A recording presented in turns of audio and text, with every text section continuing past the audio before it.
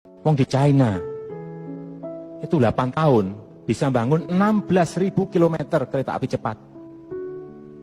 Berarti setiap tahun 2.000 kilometer kereta api cepat. Kita ini baru mau bangun 150 kilometer, ramenya kayak gini. Belum loh, ini belum, sudah rame dulu. Ini yang setiap tahun 2.000 kilometer. Pemerintahan Jokowi akhirnya memilih bekerja sama dengan Tiongkok untuk menggarap proyek kereta cepat Jakarta-Bandung.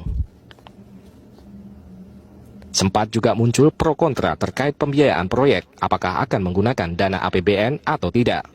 Akhirnya proyek itu dilaksanakan dengan pembiayaan dari kerjasama konsorsium BUMN Indonesia dengan China Railways dan tidak menggunakan APBN.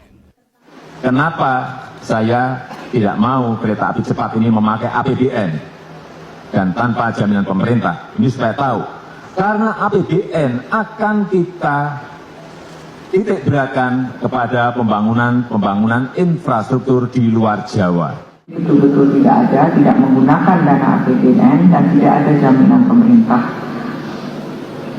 dan juga tidak ada jaminan dari BUMN, sehingga memang jaminannya proyek itu. Negara tidak akan menggunakan anggaran pendapatan dan belanja negara APBN sepersen pun untuk menjamin proyek senilai 5,5 miliar dolar Amerika tersebut. Ya, dulu kesepakatannya adalah tidak ada anggaran dari APBN langsung, termasuk jaminan pemerintah. Bahwa pembangunan kereta cepat ini dilakukan B2B. Ada join antara Indonesia dan China. Oleh sebab itu pembiayaan pembangunan kereta cepat itu sudah saya tekankan sejak awal, tidak menggunakan APBN dan tidak menggunakan jaminan dari pemerintah. Proyek pembangunan kereta cepat Jakarta-Bandung kini boleh menggunakan dana APBN. Padahal sebelumnya Presiden Joko Widodo menolak menggunakan dana APBN untuk membiayai proyek kereta cepat Jakarta-Bandung. Perubahan sikap pemerintah ini seiring keluarnya Peraturan Presiden Nomor 93 Tahun 2021 yang mengubah Peraturan Presiden Nomor 107 Tahun 2015 tentang percepatan penyelenggaraan prasarana dan sarana kereta cepat Jakarta-Bandung.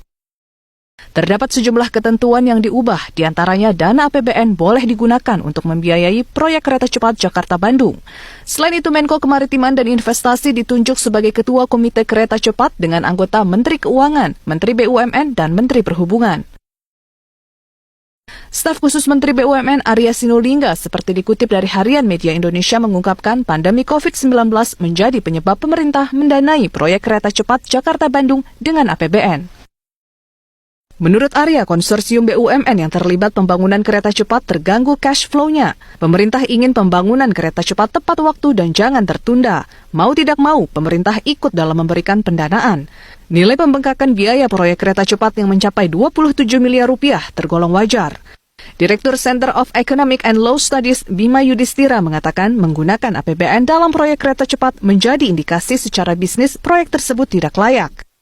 Secara jangka pendek, suntikan APBN ke proyek kereta cepat berpotensi mengganggu alokasi APBN 2022 karena pemerintah punya alokasi untuk perlindungan sosial, belanja rutin, sampai pembayaran bunga utang. Pembangunan proyek kereta cepat Jakarta-Bandung awalnya memakan biaya 6,07 miliar dolar Amerika atau setara 86,5 triliun rupiah. Tapi sekarang membengkak 27,5 triliun rupiah menjadi 114 triliun rupiah. Proyek kereta cepat Jakarta-Bandung dikerjakan 4 BUMN yang tergabung dalam satu perusahaan konsorsium. Keempat BUMN tersebut adalah PT KAI, PT Wijaya Karya, PT Jasa Marga, dan PT Perkebunan Nusantara 8. Pengamat kebijakan publik Agus Pambagio menegaskan sejak awal tidak setuju dengan rencana pembangunan proyek kereta cepat Jakarta-Bandung.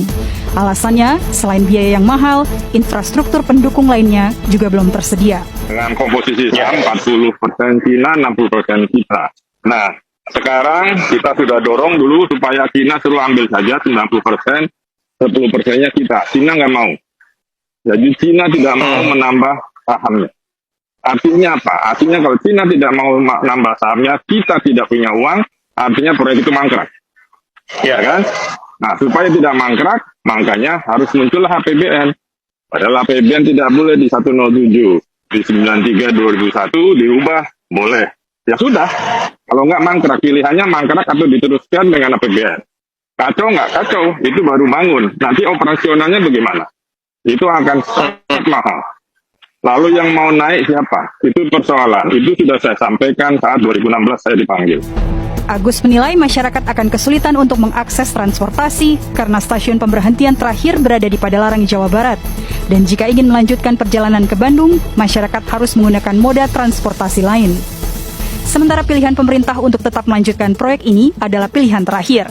Jika tidak menggunakan dana APBN, proyek kereta cepat Jakarta-Bandung terancam mangkrak.